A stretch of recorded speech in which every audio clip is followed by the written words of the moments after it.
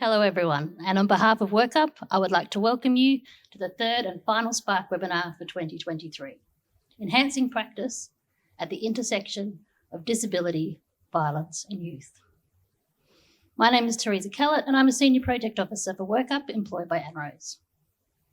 I'd like to begin today by acknowledging that this forum is being broadcast from unceded Yagara and Turrbal land and pay my respects to elders past and present. Wherever we are joining from today, we are on unceded Aboriginal and Torres Strait Islander land.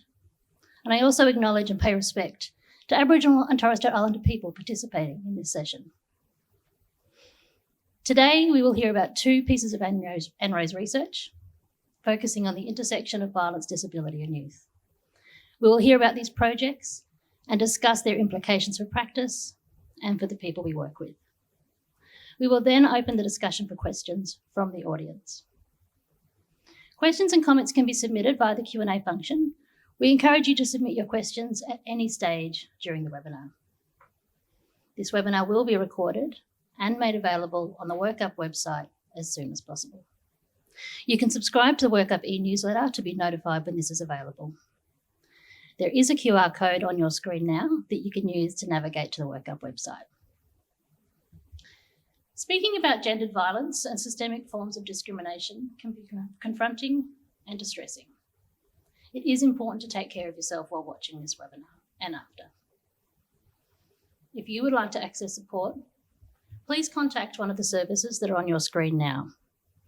1-800-RESPECT, 1-800-737-732, the Men's Referral Service on 1300 766 491, Lifeline on 13 11 14, or the First Nations Crisis Support Line 13 Yarn. Spark webinars are an opportunity to connect practitioners with current research, promoting knowledge sharing across the sector and creating a space for reflection, thinking and talking about practice. In today's webinar, we'll be talking about young people living with disability who have experiences with violence. People do not neatly and discreetly fit into boxes with clear edges. Instead, we find that people move between realities and identities over time and in response to circumstance. For that reason, we aren't dividing the conversation today between young people who use violence and young people whom violence is used against. Instead, we're taking a more holistic and inclusive approach. All of the young people living with disability that we'll be talking about, and many of the parents, carers, and other significant adults in their lives all come with their own histories of trauma. It is important to both recognise and keep this in mind during our conversation today. Today we'll hear from two researchers about their research findings and the implications for practice. Professor Sally Robinson will talk about her research project, Connecting the Dots, understanding the domestic and family violence experiences of children and young people with disability within and across sectors, and will share with us the practice framework that emerged from this project. Associate Professor Georgina Sutherland will share what she learned during the course of her research project, building a framework to prevent and respond to young people with disability who use violence at home. Providing a different perspective is Sarah Payne. Sarah works with people with a lived experience of disability who've experienced violence in her role as a Disability Royal Commission counsellor and a Listen Up project worker at Wild. Sarah's going to talk about her practice and is going to talk about her work and her practice in this space. And disability rights campaigner Ellie Demichelier will provide her thoughts, reflections and responses throughout, helping us maintain our focus on lived expertise. What an incredibly impressive panel we have today. Welcome everyone. I'm so glad you could all be here. Georgina, before we get into the research findings, can we please start with some scene setting? Who are we actually talking about today? Thanks, Teresa. Such a terrific introduction. I couldn't have said that better myself. I am going to start with a brief overview of the way in which we understand disability, both in relation to my research projects and I'm sure Sally's as well. It's important that we start here because it impacts on how we think about evidence in the space, how we translate that evidence, and then how that evidence is taken up into policy and practice. We've seen a really dramatic shift over the past 40 years in terms of how we think about disability. And instead of thinking about disability as a problem that individuals have, so what we would think about in terms of the medical model, the social model tells us that disability is largely caused by the barriers that people with disability face. And using the social model really gets us to think about how society puts up barriers for people. And the recent findings of the Royal Commission really shine a light on what an inclusive Australia, what we need to do in order to have an inclusive Australia. In reality, probably people's lived experience of disability doesn't sit in either of those two binaries in terms of the medical or social model. And but the social model does underpin the United Nations Conventions on the Rights of Persons with Disability. It was this convention that underpinned the Royal Commission. It certainly underpins my research, and I know it underpins Sally's research. And in the preamble, they describe disability as resulting from interaction between persons with impairments and the attitudinal and environmental barriers that hinder their full and effective participation in society on an equal basis with others. So a really important equity lens on that preamble. This is a bit of an ugly slide, so apologies, but what the medical model would only really consider the top part of the slide, so when we think about a health condition or an impairment, and classifying disability just according to that top box is really problematic. And this second one shows you why, because if we think about a person, say a young person with cerebral palsy, we need to think about how that impairment affects their functioning or difficulty walking, but also the barriers they face in education, in employment, and also some personal factors around their age or their gender can impact on how they experience disability. There are really wide implications, I think, for how we conceptualise disability, how we understand it. And there are some very particular ones when we think about family and domestic violence. And in the work I do, I think the most important implications of how we understand and how we communicate risk.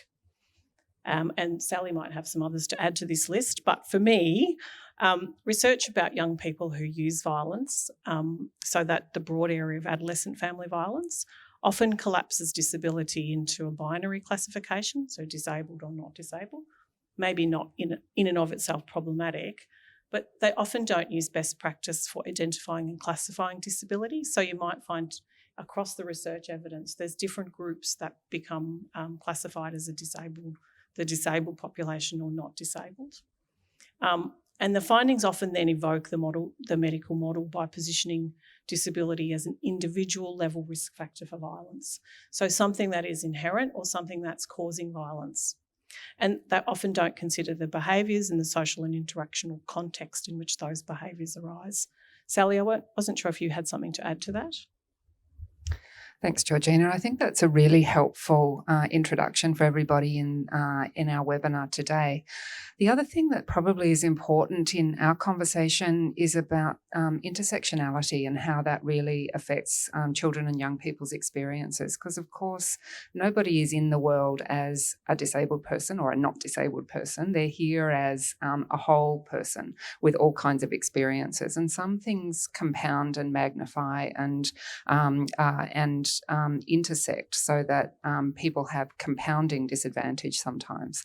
And that's more likely to result in the experience of domestic and family violence impacting on somebody's life than having a disability or not having a disability. So I think as we go through the conversation today, that will become much more evident as we talk about the pieces of research. Ellie, would you like to add to that?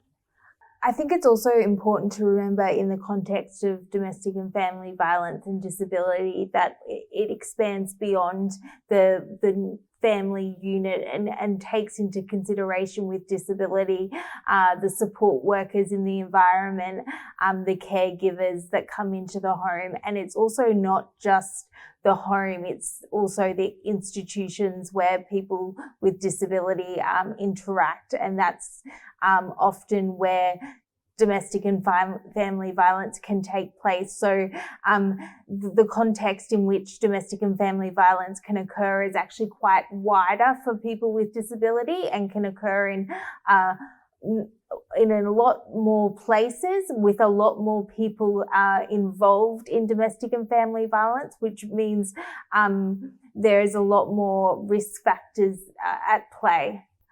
Absolutely. Sarah, did you want to add anything to that before we move on? Fabulous. All righty. So, Sally, I'd love to turn to your research now. Can you tell us a bit about your research project and what you found? Thanks, I'd love to. I'm very pleased to have the opportunity to talk to everybody today about our project. As you can see on the slide, I'm going to talk to you about a project called Connecting the Dots. And this was about the experience of children and young people with disability who experience violence at home and how services within and across sectors responded to their experiences. On the next slide, you can see the front page of the report, which doesn't look all that exciting, but there's a QR code, which for somebody of my age is an exciting technological innovation. So if you want to follow the QR code, you can see all of the outputs of the research. This research aimed to provide new knowledge to explore understanding about how children and young people with disability experience domestic and family violence. And we looked to do that in 3 different ways. First of all, we set out to scope and map current data and to bring together different data sets and link them to try and bring children and young people with disability into visibility, because they're a very invisible group of people, and to look at where the gaps and the intersections are that show how this group of people experience domestic and family violence. And then we wanted to stand on the shoulders of that data and to develop a new understanding of what people's support and service needs were, and particularly look at what the priorities and the perspectives of children and young people were themselves, but also look at the people who supported them and how their perspectives might align with children and young people's. And to find out what the barriers were to getting good services and supports when people experience violence at home, but what enabled them, what helped people after they experienced domestic and family violence. And then there was an important third part to the project as well, which was to work with policymakers and service providers and workers to see how we could bring all of those supports and services into better alignment with children and young people's own priorities to make those services and supports and systems more child and youth focused. So I'll just briefly talk about the first part of the project. This is not a presentation about data, but it is important because we stood on the shoulders of this work, and honestly, it's quite shocking. There was a big team of people, I should have acknowledged right back at the beginning, an enormous team of people worked on this project, and Melissa O'Donnell from the University of South Australia Centre for Child Protection led us in this work. And what we found out from this data linkage work was that this is not a minority issue. Children and young people with disability are at least a third of people who are experiencing domestic and family violence across these big data set analyses. I won't talk in detail about what the data was today, but I'm happy to talk with anybody in detail about it, or it's all in the reports. But children and young people with disability had double the exposure of domestic and family violence compared to other children. They made up about 30% of children exposed to domestic and family violence in these data sets. They were almost a third of children involved in child protection, and over a third of children involved in out-of-home care. So when we think of children and young people as a small group of people, they're not when we're looking at domestic and family violence. We also looked at reports that were made to Child Protection in South Australia, and then looked at the qualitative data in those reports to find out what the impact of domestic and family violence was on children. And from those reports, we found that children and young people had signs of trauma as a result of domestic and family violence, which, anecdotally we know, but then from the research we knew that. They experienced trauma from the experience of that happening in their family, but children also experience violence as part of domestic and family violence directly too. The access to services for children that they needed, some of their therapy services, some of their access to education, some of the things that they actually needed were impacted by violence happening in their homes, because sometimes services wouldn't come in if there was violence in the home. And sometimes families weren't able to leave domestic and family violence because there wasn't safe and accessible housing for them to go to. So people stayed in violent circumstances. So this was a difficult, distressing, terrible data set that we were sitting with, and we had a responsibility to do something with that data. In the second part of the research then, we stood on the shoulders of that data, and it meant that we could go into the interviews that we did without having to ask children and young people about their experience of violence, and we could concentrate on talking to them about how services worked with them when they had the context of violence happening at home. We were able to speak with people in a way that we heard about the experiences of 36 children and young people. We talked to 12 children and young people with disability directly, and then we talked to family members of children and young people who weren't able to speak with us directly as well. Some children have been removed from their family of origin, so we couldn't speak to those kids. Some families had children who were too traumatised by their experiences to speak with us, and some people had children and young people who had very high and complex support needs that meant that they couldn't speak with us as well. So we had a sort of blended approach. We also spoke, I've lost my grammar. We also spoke with practitioners about how they provided supports and services. So you can see that we spoke with quite a lot of people. And there's a lovely map here from Isaac, not his real name, that shows you how some of the children and young people spoke with us in creative ways in the research. His picture here is about himself and his kittens in the home that they moved to. So some of the things that we heard from children and young people really emphasised something that I'd like to really underline, that children and young people in these circumstances are above everything else children. And it's easy for us to start thinking disability, and disability is risk factor and all of those things. And I think Georgina's introduction really highlighted something very important for us. The kids in our research were children and young people first. They were people with interests, relationships, fantastic sense of humour, a sense of fun.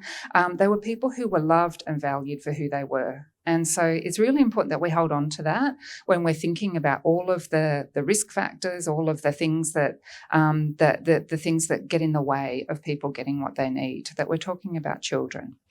There were people who were in a network of relationships. Most of them lived with their families, the people who we talked to directly. But a lot of them had very complex family relationships. There was a lot happening in their families.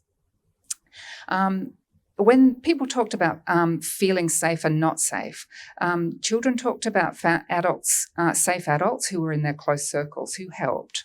But they also talked about stresses and being very anxious in their daily lives, and how that really led to difficulties in friendships and in personal relationships, and how worried they were about that. And you can see in that picture there from Olivia about this was her drawing of the mean girl, and the way that she talked about relationships with friends. And there was quite a lot of distress about the way that she talked about relationships with friends. What really came out overwhelmingly in the way that children and young people talked to us was that children and young people with disability took in more than people around them realised about what was going on in their families. They had constrained opportunities to have their perspectives and their priorities heard, especially for children and young people with high support needs. A lot of service providers didn't even meet children and young people with high support needs. They didn't see themselves as having a responsibility for meeting the needs of those children and young people. They saw it as the responsibility of disability services, not the responsibility of family services or domestic and family violence services. Children and young people recalled violence that disrupted their family life, though. When we talked to them, they talked about things like moving house, conflict around negotiating their needs, conflict for their family members around negotiating their needs, being removed from family, the disruption of going to school far away because for several of the children, they weren't able to change schools easily because when you have supports in place, you can't easily move from one local school to another one. And their fears and being anxious about change and moving to different places. And of course, all of that had a real effect on kids' sense of security. So violence was very destabilising and dislocating for children. For some of the children, they were in current conflict, especially with siblings. And in some of the families, that had a similar pattern to some of the family violence that they had experienced. And so that was playing out for some children. Their trauma was playing out in patterns that were similar to what had happened in when they'd had violence at home previously. And so the trauma that was caused by domestic and family violence had an ongoing psychological effect for children. Children had been diagnosed with anxiety and post-traumatic stress disorder and conduct disorders and behaviour disorders. There was long lists of things that kids had been diagnosed with, but it didn't translate to support for children for those things that they'd been diagnosed with or that their family members felt were interfering with their ability to live safe and happy lives. And family members, similar to what we found in the first data stage, family members had stayed longer than they wanted to or was safe, or some of them had returned to situations that where they were with perpetrating partners because they didn't have alternatives. And lots of people were socially isolated because of the effects of domestic and family violence. So the access to supports that children and young people and families had were really clustered around family-focused supports, domestic and family violence services, around child and youth-focused supports for young people mainly, and then most of the supports that people talked about were around disability-related support, NDIS-focused supports mainly. I don't really have time to go into all of the different kinds of supports that people used, but they're detailed at length in the reports. I do want to just talk for a moment, though, about this slide, which has some quotes on it, because I think it highlights how people came in through different windows to talk about similar issues. Lee was one of three brothers who was part of the same family, and he was aged between 12 and 16, and he talked about the effect of funding or lack of funding on the family's access to resources, and they were really struggling with a lack of access to resources. And so from his point of view, he said, my mum really needs extra financial support, and he feels like more could be done because he could see the trouble that his mum was having getting access to NDIS funding that all three boys really needed. And his mum then talked about, I have to be really strategic with NDIS goals, and I can't talk about trauma because the NDIS won't fund trauma. So I have to talk about the goals that the boys have in different ways. So I have to talk about the boys displaying behaviour, not having trauma, in order to try and get some funding. But there's a 2-year waiting list anyway, so the boys can't get the funding that they need. And then there was a quote there from a practitioner saying there's multiple issues here around complexity and the number of rules and the amount of time and the amount of evidence. So from a service provider's view, they could see this happening for multiple families. So that's a really terrible picture that I've painted. There were ways through and ideas for improving supports, though. Lots of people talked about how important it was to improve support to children and young people. And some of these ideas are things that you can just fold into everyday practice. One of the ideas that came through really consistently was allowing space and time to listen to children and young people and listen to them in the ways that they express themselves, allowing children's ideas and priorities to be heard and to be responded to. Finding safe places and safe people to listen to what's important to children and young people, and recognising how disability is interwoven with trauma, that they're not things that you can just separate out easily. Improving support to families by seeing children and young people both as enmeshed in their families, but also as individuals, not people who are just attached to families. And this was a big issue for domestic and family services because they take a mother-first approach, and kids with disability can't wait for mums to be ready and feeling resilient enough to support them because of the complexity of applying for NDIS funding that came through quite strongly in this research. And then improving systems and structures by delinking funding for children from their family's capacity to apply for it. It was just too hard for mums to be ready to apply for NDIS funding when they were dealing with sometimes very complex trauma themselves. Making sure that there's proactive cross-sector funding available for people so they don't have to repeatedly jump through hurdle after hurdle to get funding. And then building the skills of practitioners across sectors so that there is skilled support and therapeutic responses for people to recover from their experiences.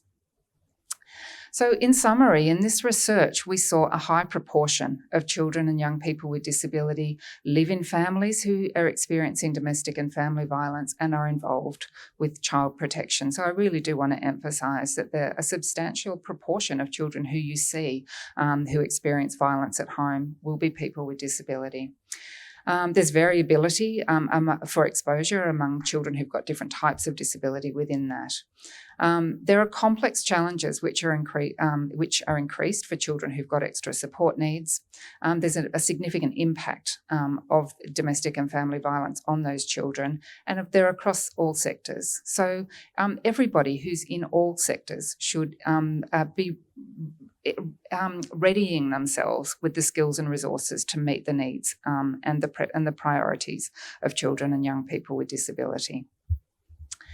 So when we got to the end of this research, we were obviously thinking about the implications for practice. You know, for us as researchers, obviously that's interesting, but it needs to be useful. It needs to go somewhere. And children and young people were clear about what mattered to them, but their priorities weren't well responded to. And they often fall through gaps in service systems. One of the clear implications for practice is that there's greater investment needed in staff training, collaborating across systems, and integrating trauma-informed practices so that we can meet children where they're at. One of the things that was really encouraging in this research with all of the practitioners we talked to, though, was how reflective people were and how open they were about the need for practice improvement, and people were really eager for guidance. I do want to emphasise, though, that practice change needs to happen alongside the reform of systems and the reform of our big policy structures. This is not a matter of one worker changing their practice and another worker changing their practice. It needs to happen alongside the change in frameworks as well. That did lead us to the practice framework, and we were really, really pleased to be able to develop this framework. We were very happy that ANROS supported us to make use of a little bit of residual funding to do this, and we were able to work with practitioners who were part of the research and with some of the young people and the families who were involved in the research as well to develop the practice framework. I'm not going to belabor it. I know Sarah's going to talk a little bit about the practice framework too, except to say that it's a principles-based framework. At its heart, it's about being child responsive, and there are other principles that guide it around being rights-focused, inclusive and person-centred, trauma-informed, holistic, and it's about building system capacity. We took a particular approach in thinking about who it is that this framework is for, and to try and avoid the tendency that we have to think of children and young people with disability as vulnerable, because people aren't vulnerable just because they have a disability. It's particular circumstances that make children and young people with disability vulnerable, and it's the intersection of those things about trauma and disability, being in contact with services, and experiencing domestic and family violence that make people situationally vulnerable. And that's why we have written the practice framework really explicitly about, at this point in time in this person's life, they may be vulnerable. And so this practice framework gives some guidance around each of those principles, about things you can do to build positive practice in those times. And I really like the section down the right-hand side, which our community researcher, Jarla Burton, really drove us and pushed us hard on, which are things you can do right now to try and avoid that sense of overwhelm of, we could do that if we had another 6 months funding or another $200,000. These are things that the thing down the right-hand bar are things you can take into your practice this afternoon. So we've tried to look at that as an opportunity for making change quickly. There's a set of references that people can follow up if you like, but it's probably time for me to stop talking. Thank you. Thank you, Sally. That was fantastic and such a precious resource for us to have access to, with such helpful and useful tips included there as well. Ellie, Sally's research was really focused on hearing from young people in their own voices. Was there anything in that stood out to you or surprised you in what Sally was sharing there? Sadly, it didn't surprise me, but what stood out to me is how perceptive young people with disability are. They're perceptive to what's going on around them, to what's happening in their context, in what's happening in their families, the stresses that are going on with their mums. They're acutely aware of, when mum doesn't have enough NDIS funding, they pick up on that kind of stuff. But also how silenced they are. They feel like they don't have a voice, and each service area really has a responsibility to reach out and actually hear directly from young people with disability, because each person with disability is going to have a different point of view. Disability is so diverse, and so there is such a spectrum of disability that you can't pigeonhole anyone into boxes. And you really need to hear from the individual about what their needs are, what their priorities are, what their goals are. And so talking to young people with disability, hearing directly from them can really be quite life-changing for them.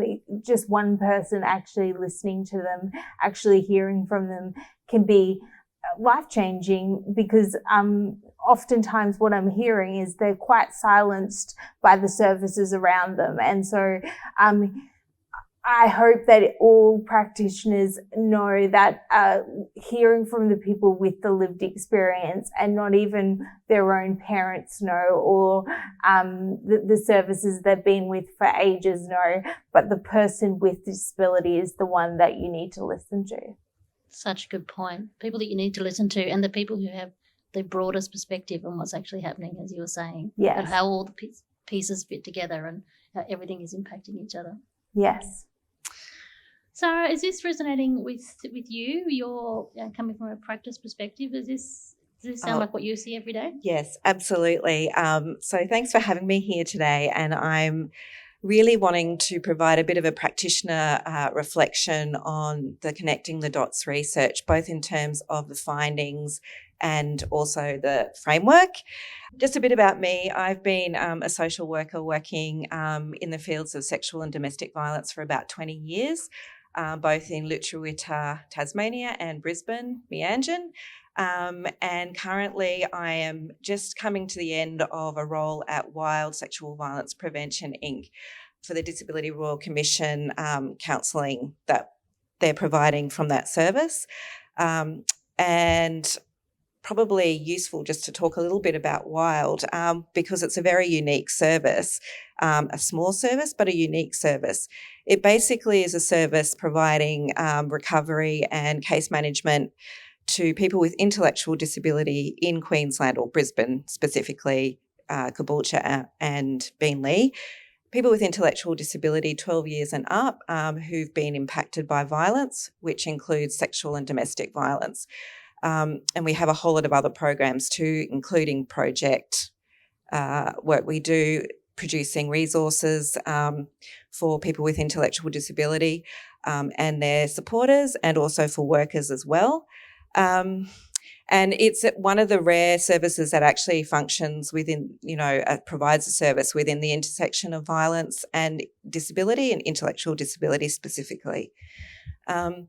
So I thought I would start with providing a little bit of maybe a bit of practice observations around the findings that Sally was talking about just previously. And I've just included here some of the findings from the actual Disability Royal Commission, which has just released its final report. And just highlighting the rates of violence and abuse are particularly high for women living with an intellectual disability, for young women with a disability, and for First Nations women with disability. In terms of young people and children with domestic and who've impacted by domestic and family violence, we see it frequent presentations at Wild with young people or even adults, where they're saying that basically their childhood there were significant experiences of domestic and family violence. So they might be presenting to Wild around different experiences of violence, but generally we'll hear stories about experiences of DFV in their past or continuing experiences of domestic and family violence. And conversely, in my time working in mainstream domestic and family violence service, I was very much aware that a lot of the young people and children I was seeing were living with disability, often cognitive impairment and intellectual disability, which is often referred to as an invisible disability.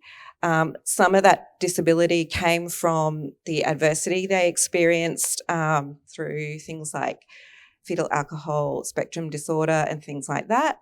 But there was definitely an overrepresentation of disability within the domestic violence mainstream service I worked in. And I think that it's something also that's worth saying is that children and young people are also direct victims of DFV. Often it's the case that their disability is used as a justification for abuse and physical violence by a perpetrator.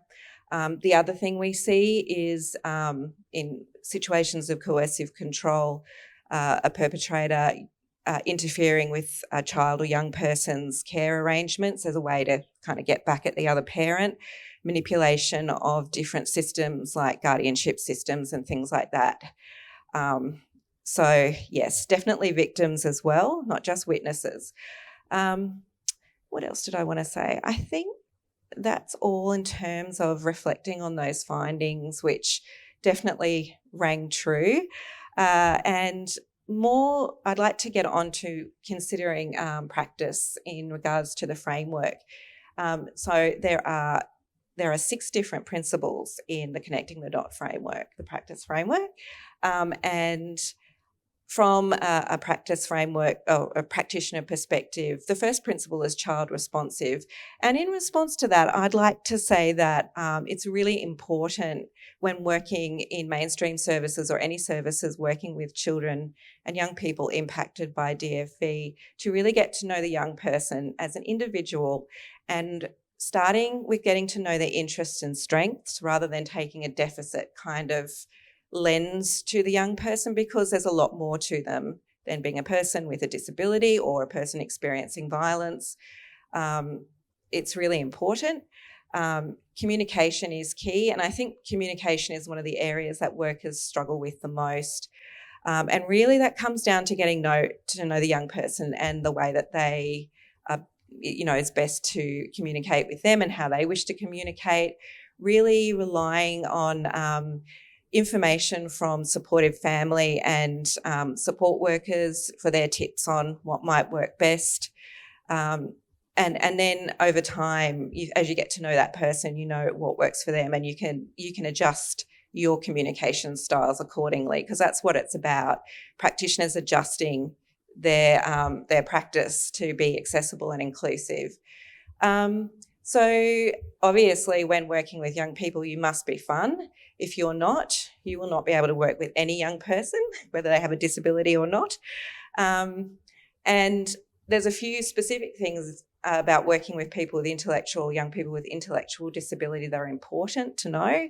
So there is a prevalence of concrete thinking for young people with intellectual disability and sometimes neurodiversity.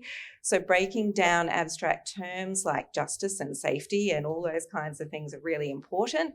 Making sure that what you're saying is being understood. You can be the most friendly, wonderful worker in the world, but if someone's not understanding what you're saying, your use is limited.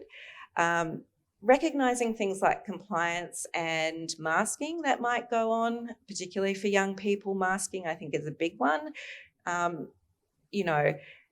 Young people at school with a disability may act up and play the class clown to, divert attention away from the fact they're struggling, not only with trauma, but also with a cognitive impairment to engage in school. So they might be masking through being either pretending to understand or possibly playing the class clown and that sort of disruption and stuff like that. And compliance is definitely something that we see a lot of, and we warn against. If you're working with a client with intellectual disability and they're nodding and saying yes to everything, you need to double check if there's understanding. This is just a quote from one of our experts, the people with lived experience of disability that we work alongside with at Wild.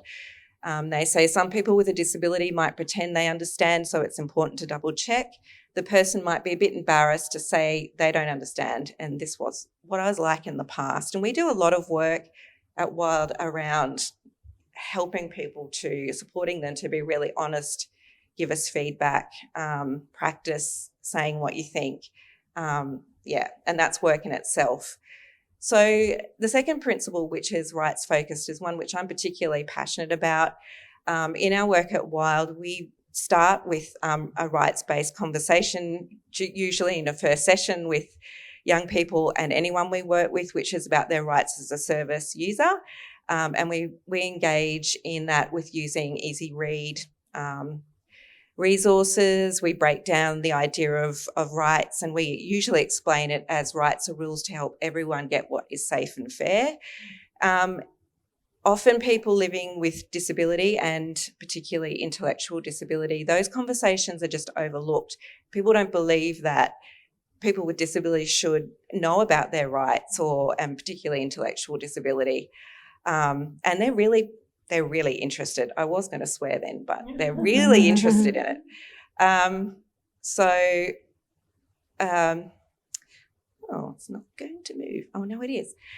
All right. So we start by introducing rights in relation to the client's rights and this explaining what rights are. And then over the time we work with people, there are opportunities for more rights-based discussions, which are really important for young people and children. It might be discussions around their rights in navigating a criminal justice system, both in terms of them being maybe a victim of a crime, but also if they've used violence, they still have rights within the criminal justice system.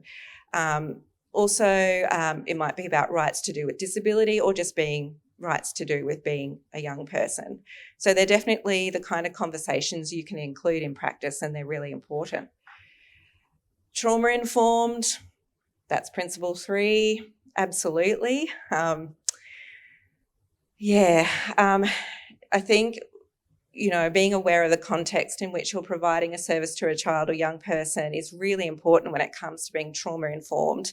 Counselling rooms and office space may not be the right place to engage with a young person and to build rapport. I think I say nature is an ally. I have spent many hours outside gardening or many hours driving in cars, having conversations. You might have to deal with going to McDonald's or KFC with a young person just to, start the conversations and work towards trust and that kind of thing.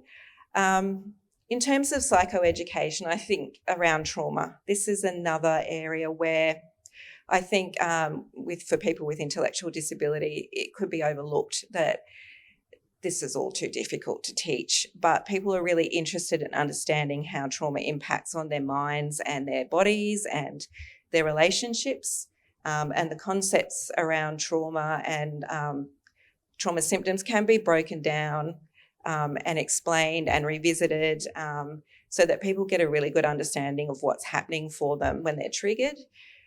And particularly with young people, we need to enlist allies to support them to learn strategies to manage trauma and to practice those strategies. That's a big part of the work, and being creative in how, as a practitioner. So, for example, I make recordings for young people or clients' phones that step them through a certain process that we use for grounding, and I have conversations with trusted support workers and other people like that, so that we can all be on board when we're recognising that person's triggered, how we can work with them. The fourth principle, inclusive and person-centred. So recognising that young people with disability share the same needs and desires and hopes as any other young person, and that they're growing into adulthood and they have a right to make choices and they have a right to make mistakes and learn from those mistakes. They have a right to have relationships. This is often an area of real tension for particularly parents and support workers. It's a hard transition when you've been potentially protecting someone for a long time to see them wanting to bloom and push back but it's important to recognise that change when you're doing that work. And also recognising the multiple dimensions of young people living with disability. So they might be navigating life not just as a young person who has experienced domestic and family violence, but also has a disability. But they may also be, navigating being transgender or being a First Nations young person. There's a whole lot of intersections that they're trying to navigate. I sort of think of it like a spaghetti junction kind of situation, and it's important to work across all of that. So the fifth, holistic. A lot of the work we do in the beginning with working with children and young people and people coming to Wild is really mapping out and understanding the complex relationships that people have. So a child might have a whole lot of workers, as in support workers. They might have a whole lot of health services involved. Potentially there'll be systems like child safety, criminal justice system as well.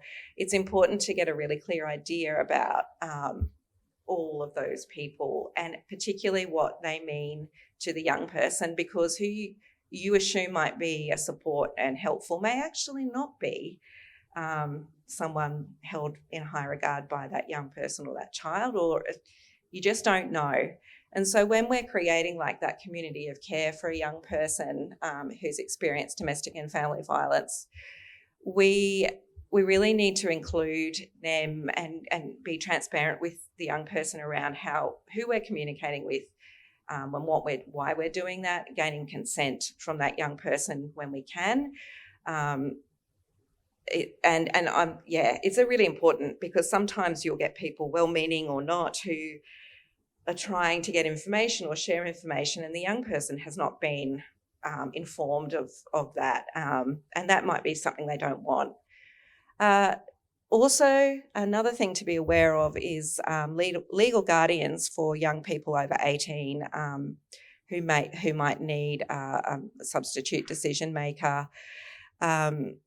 As part of that network of people in their life, they might have a guardian. Not everybody with an intellectual disability or a disability has a guardian. They might have someone who is assigned as a substitute decision maker, and usually those people have particular jurisdiction over certain domains of that person's life. They don't govern completely that person's life. Unfortunately, with domestic and family violence, sometimes we see family members pretending to be legal guardians. So it's always good to get copy of it, to make sure that people who are saying that they have a certain role actually do have a certain role. At Wild, we're really push the point that disability is part of the normal range of being human. It's the work that we do with disability. It's not an adjunct. It's not an additive to service provision. And particularly in the DFV space, there's such a high prevalence of both victims and children presenting who are impacted. Something like, I think, at least 40% of victims have some kind of disability. That was a stat I pulled out of my head, but it's a high statistic.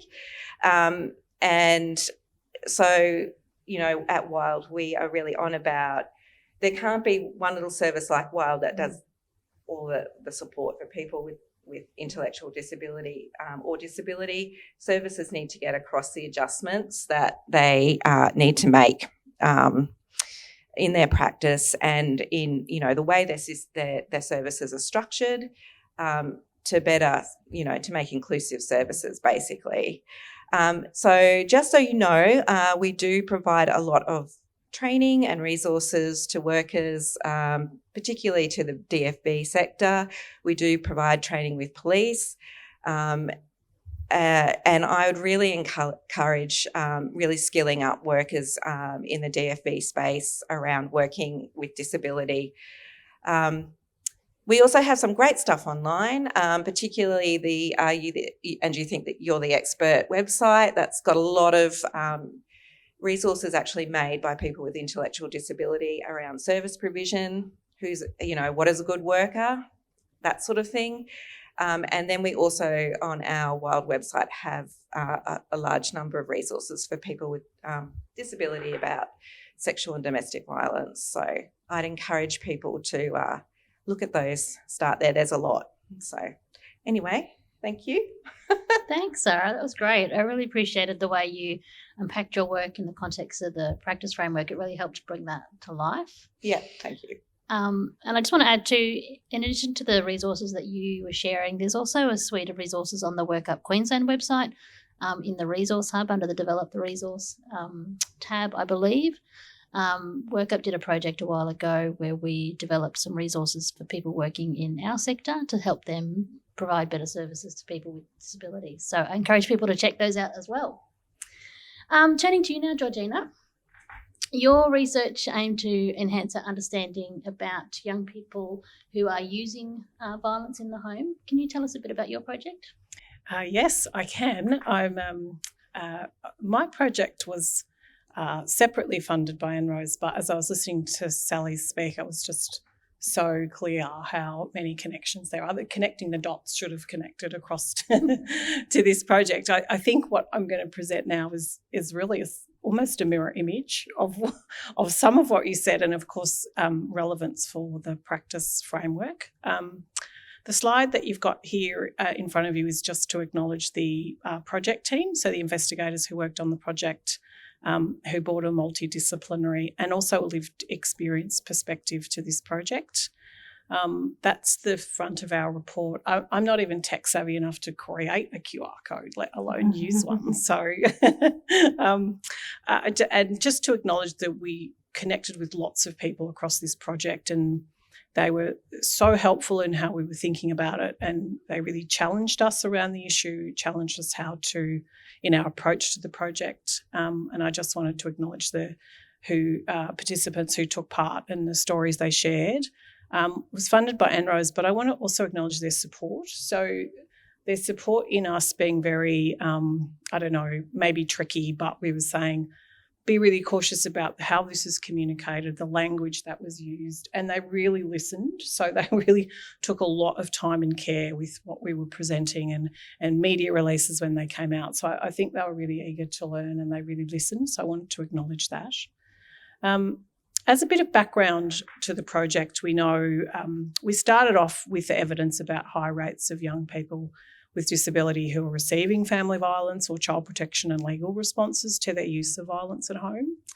And in response to that, there was a need across sectors to establish a much deeper understanding of what is often called a hidden issue. We heard that word a bit today around being invisible and being hidden or being silenced, and that's something that we came across and something I'll unpack a bit in terms of the outcomes of our research. We weren't focused on, although we got asked a lot about this through our project, we really weren't focused on how we would describe the behaviours. So, whether it was an adaptive response, which is one of the really that's one of the characterisations that aligns with the challenging behaviours or behaviours of concern literature. We weren't necessarily trying to unpack intent, which is one of the sort of characterisations in the family violence literature. What we wanted to uncover was how family members and practitioners talked about and understood their experiences.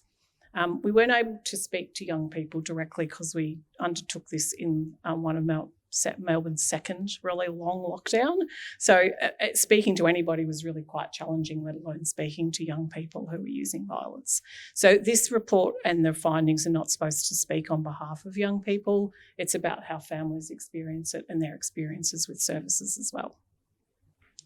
We did encounter resistance. So we were told we shouldn't be doing the project, we shouldn't be using particular words, and we understand that there is negative attitudes towards young people with disability, and there's a lot of associated stigma, and that shapes lives in very powerful ways.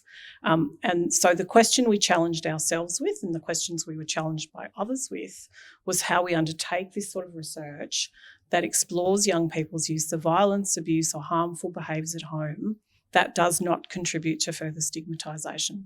So we always had that question as really clear in our minds when we were releasing reports, when we talk about it, is how we do research so that we don't further stigmatise a group of very highly marginalised young people.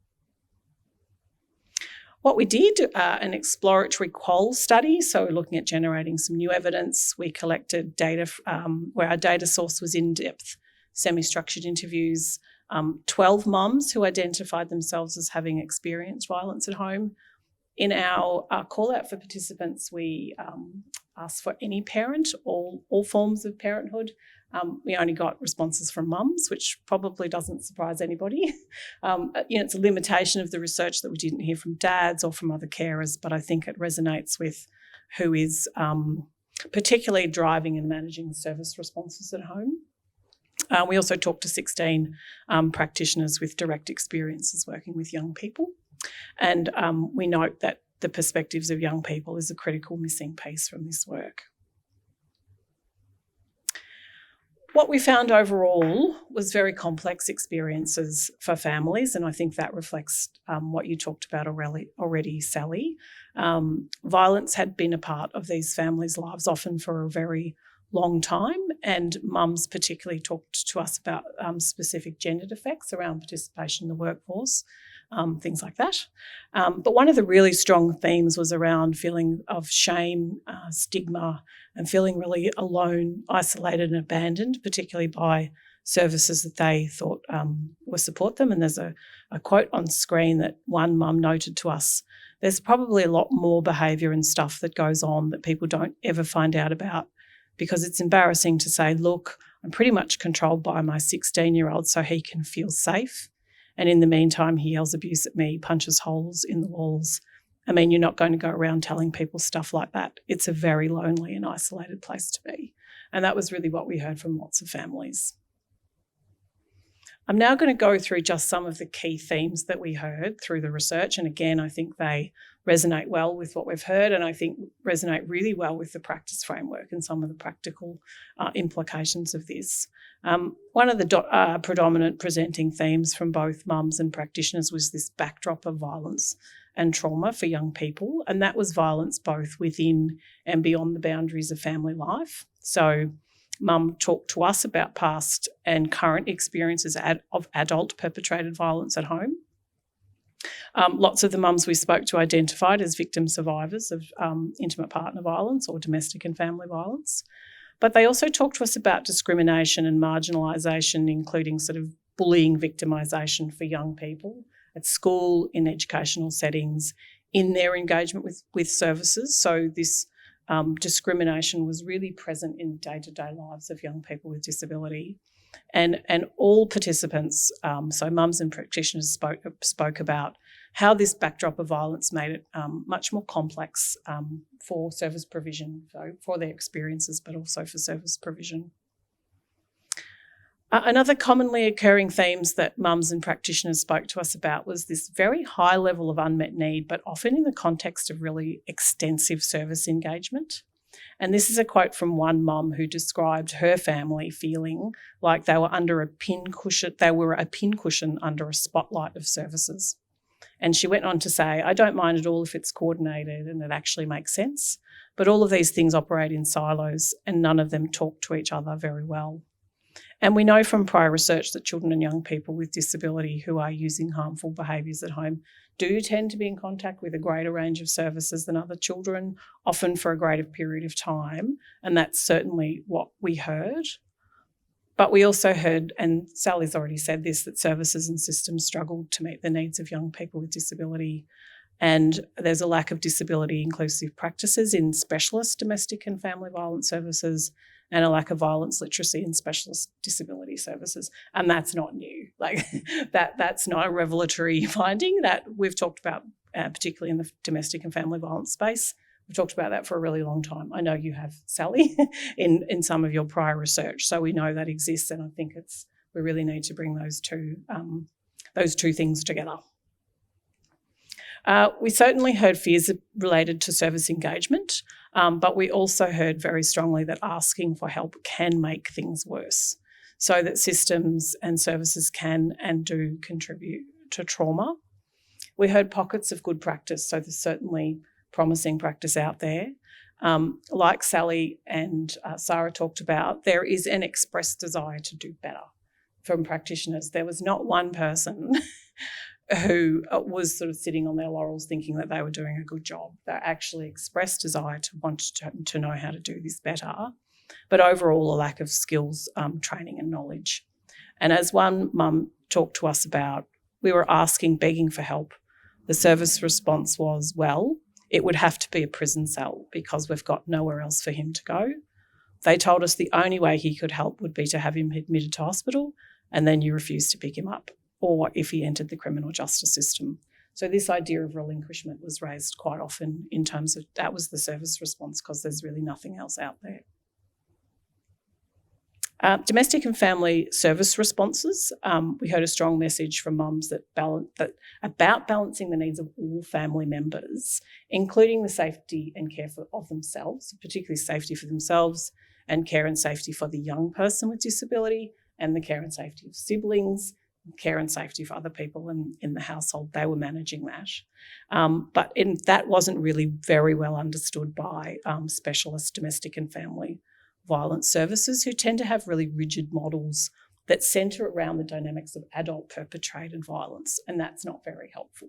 So they often have limited strategies, skills and funding models to support people living with, or who will continue to live with, who want to live with someone who's using harmful behaviours at home. And, I just skipped over. And one practitioner noted, particularly with some types of services, if the person who chooses to use violence is still in the home, often services will not take on the parent. So that makes it very difficult. There's lots of nods on the panel if you can't see that. The role of the NDIS, I think we've touched on.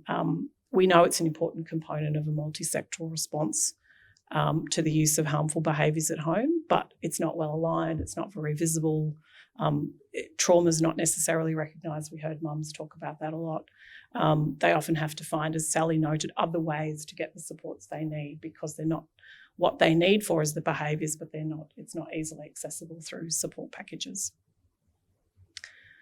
The implications, I think we challenge the assumption that we can't do this in a sensitive way or in a meaningful way or in a way that does have practice implications.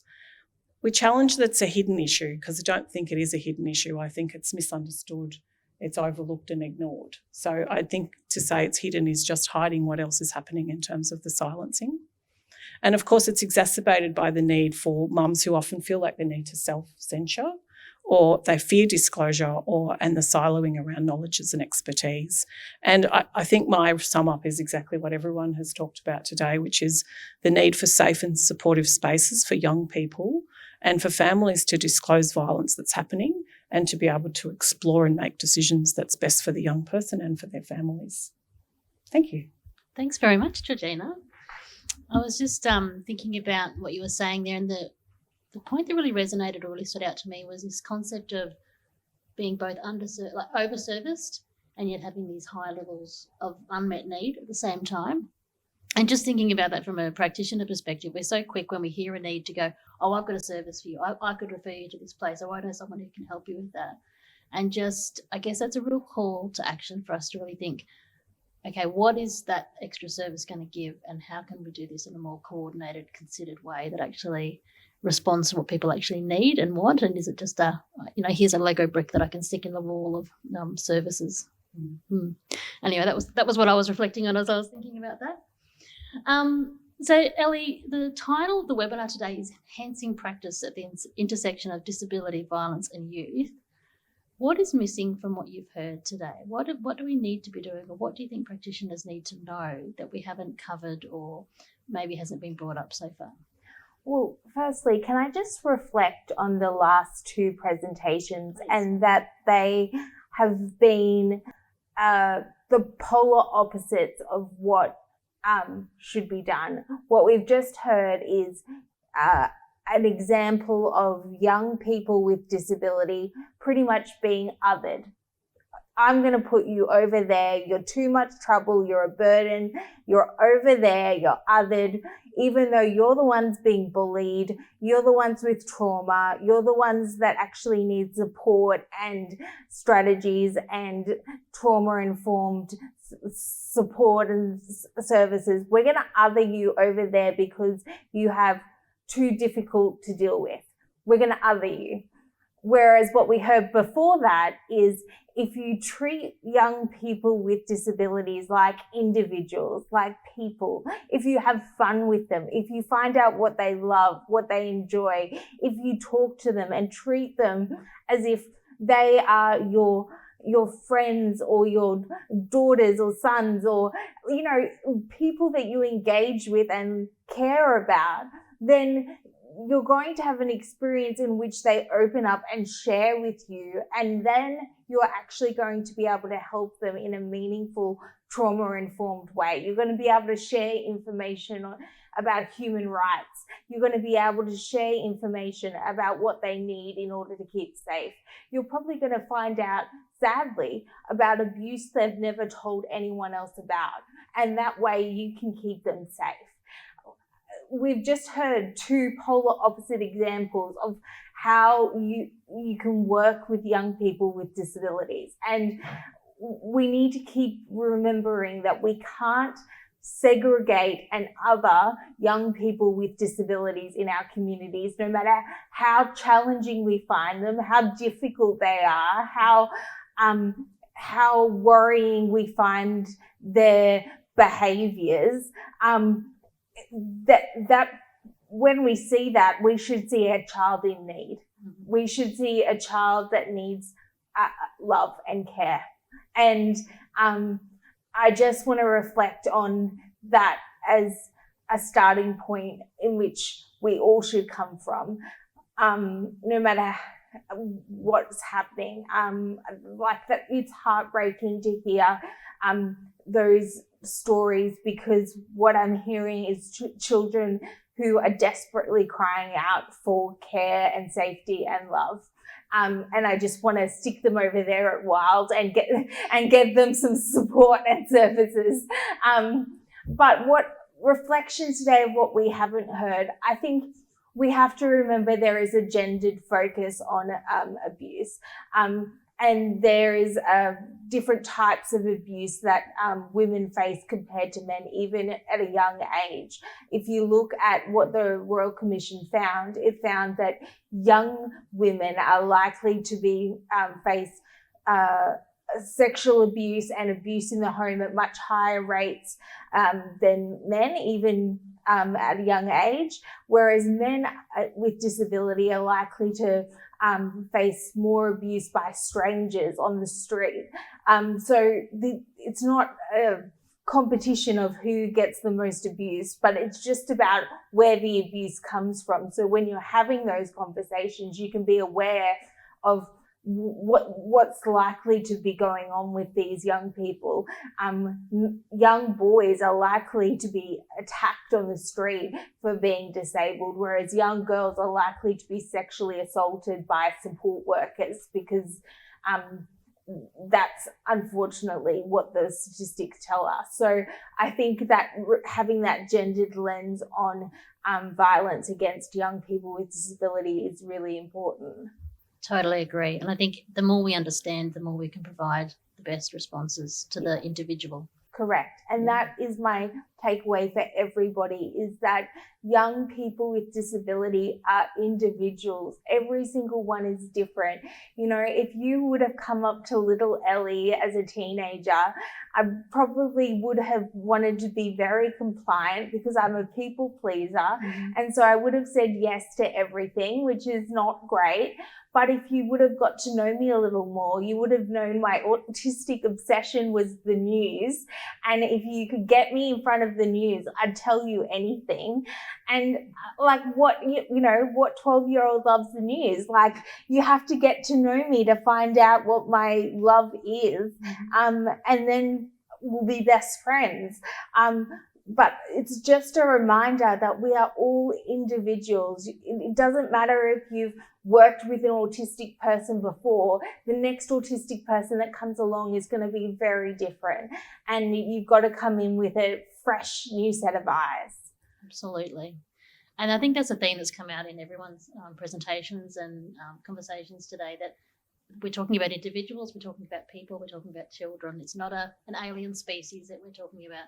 This is just like you would be with anyone else, just bearing these considerations in mind that people might need to have extra supports, but we're still talking about people as individuals. And we're talking about children, children that need protection and need love and need care. Yeah, perfect. We're going to now open up the discussion to audience questions.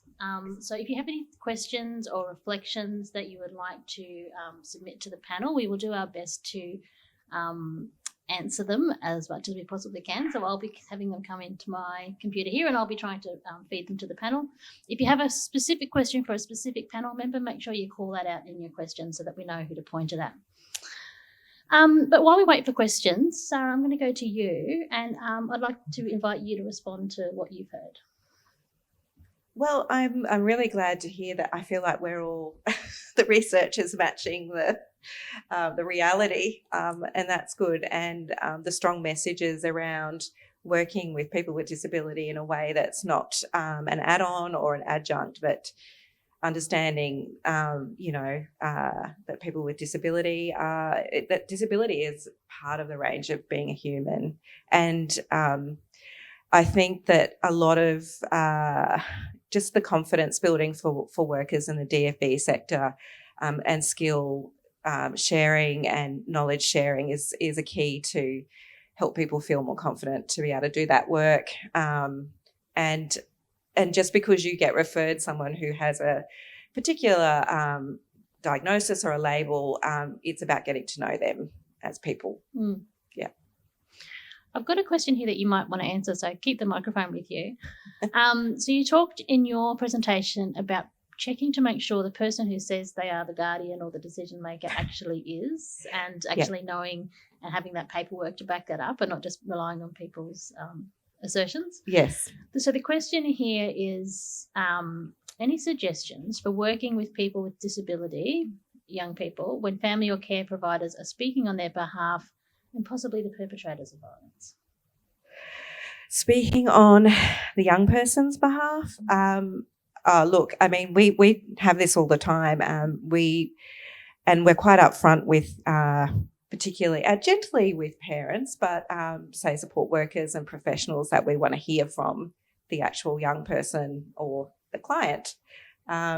And we ethical practice requires us to be very careful about information sharing. And if someone's ringing up and saying, I want to talk to you about young Jimmy, it's about checking in and saying, look, have you got permission? And we would be talking with that young person, letting them know that someone's rung up and are they okay with us talking, So it's really about centering that young person. And unfortunately, sometimes you have to be quite staunch and sometimes gentle, but sometimes quite staunch about that. Yeah. Fabulous. I would also encourage panel members, if you want to jump in and add anything, please go ahead. Georgina, we have a question here. Someone picked up on this concept of shame that parents feel. And they wanted to know if you had any thoughts or ideas about how we can break down that shame that parents might feel, and how they can, in doing so, access the support that they need.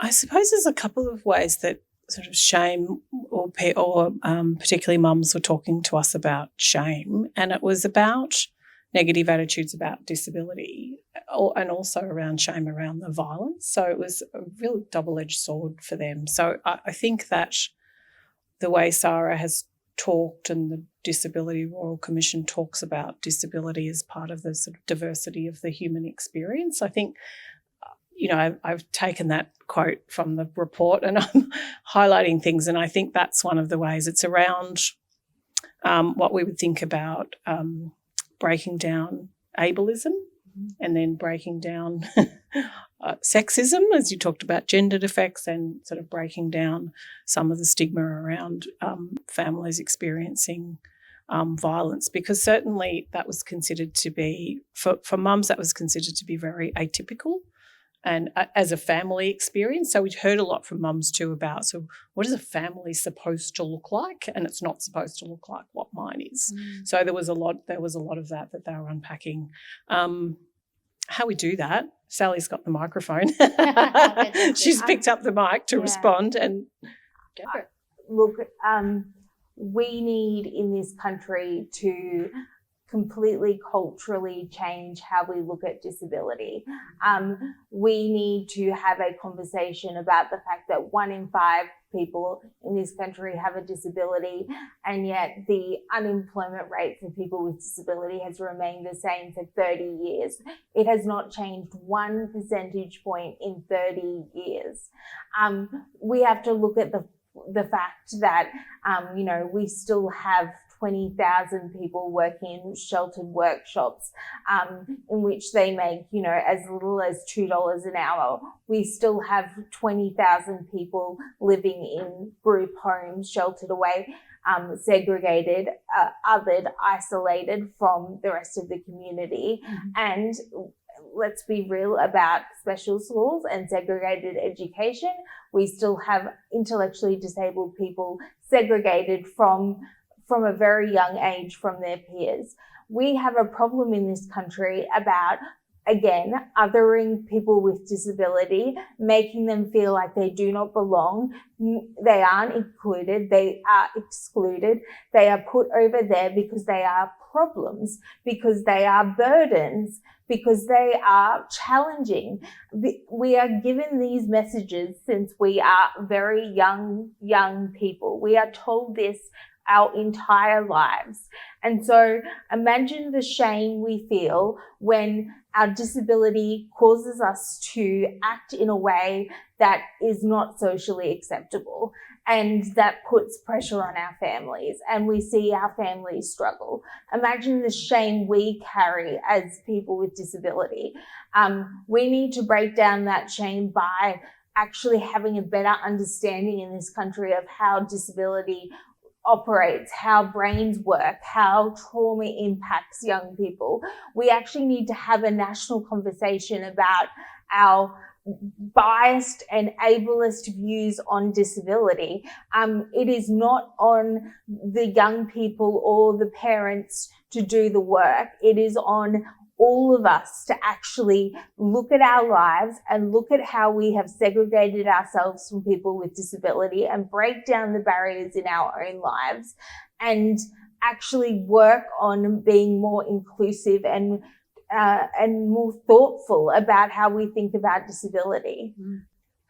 I completely agree with everything Ali's just said. I want to try and stitch together where the policy settings and the service system have got responsibilities there, because I think that big picture change is incredibly important, but I think we've let our policy systems off the hook. And the NDIS has got a really important part to play here, because as the NDIS has come in, services have a lot more choice about who they take on and who they don't. So when the rubber hits the road and people have got hard lives and the families that Georgina has talked about. The people have hard lives, the families have hard lives, and services can say, no, we don't want to support that person because it's hard for our service. And so those people are the ones who get exited from services. And so that's part of the problem, is that people go into this churn of service after service after service, and it increases their trauma. And so we've allowed this system to be created that creates more trauma, more disenfranchisement, more difficulty for people in their lives. And the people who are left holding the situation are people's mums. And it's not okay. The Disability Royal Commission is a really good opportunity for us now and the NDIS review, when it comes out, is a really good opportunity for us to look at some of these things that are not okay. And this is a really big one that is not. Because those services you talk about are all operating under a medical model of disability. None of them are operating under a social model of disability and looking at those young people and seeing those barriers that are put up for them to deal with their trauma or the issues that are triggering them, or the context in which they're being triggered. They're looking at the behaviour as the problem, and the child as the problem. And there shouldn't be a service provider in the NDIS operating under the medical model. I start by asking every new service provider I go with, do you operate under the social model of disability? And 9 times out of 10, they go, what's the social model of disability? And that is the biggest red flag you can get. But 9 out of 10 times that answer is, what is the social model of disability? And so we need a big education piece within service provider land in disability around looking at young people, but all people with disability, as not being the problem, but as the social barriers being the issue that is causing these problems. I think I was just going to agree and say something very similar to what Sally was going to say, but I agree. It's interesting to hear that, because I start all my presentations or reports with this understanding of disability, and sometimes I think, am I just saying something that everybody knows? No. But I'll keep doing that. Yeah. But the other, and it reflects what you and Sally both said, is that there's no doubt exclusionary practices, and there's a whole lot of reasons it's happening. One is funding, one is pressure. There's lots of things, but the other is just attitudes. But we did hear from practitioners as well, but mums particularly, it's like, a young person has a disability. Oh, there's a service over there. Like, this is not the right service for you, or trying to. Often it might be because they don't have the skills and knowledge to work with the young person, but it is about not being the mainstream services are not inclusive, because they're trying to push people into different areas of the service system when there's a disability. So, it's difficult, because we did see really, really good practice and an eagerness to change. So I don't want this to be a pile-on either. Like, it's not all bad services out there, but it's structural in it. As Sally mentioned, it's letting the policy get away with not being inclusive. So, just on that, I know that I've certainly heard in practice and talking to practitioners, there's a real fear of not making things worse. I don't know how to best, provide service to this person with the disability. Therefore, it's better if they go to a disability service rather than come to my mainstream service, which they presented at for help. And, I have some empathy for that position. But what would you say to practitioners who would say, well, I don't think I could provide this service. I'm afraid of making things worse. Sarah, did you want to have a go at, potentially tackling that tricky, knotty issue? Obviously, we get a lot of referrals from mainstream services for young people who've experienced sexual assault. And I've worked in some of those services myself, and I know that with the principals and the practice of people in those services, they can do a lot of this work. And perhaps, though, there's an opportunity to, as workers to reach out and do a little bit of, building their skills up and knowledge. I just feel like it's a responsibility because, a young person might present and they might actually really benefit from going to a young people's service rather than a disability service, because they're going to connect with other young people, and no doubt there'll be other young people there with some kind of disability. And so often where there's a bit of, that's something that we deal with in practice is trying to support mainstream services to basically get the confidence to work. You're probably not going to do more damage. If you're trauma informed and you're a sensitive, creative practitioner, I think you'll be okay. Yeah. Welcoming them in, acknowledging you don't know everything, but you want to help. They've obviously seen you as a safe place to go to, so you're onto a winner already. Trying and listening is success in itself. And that's with individuals with or without disability in these circumstances. Again, people with disability are people and they just want to be heard. And so if that young person comes to you, they just want to be heard. Just listen to them before you jump to the conclusion that because they have a disability, I can't do anything. I think it's really important to first listen to them and see what is happening in their lives, and then make some calls on if you have the skills that are necessary. But I agree that if they've reached out to youth services or women's services, or there's things they can learn from peer support, from being there and being connected to another part of their life. Oftentimes people with disability, I'm proudly disabled. I love being disabled, but a lot of young people with disability don't feel that way. And going to a disability service is not something they feel particularly proud of.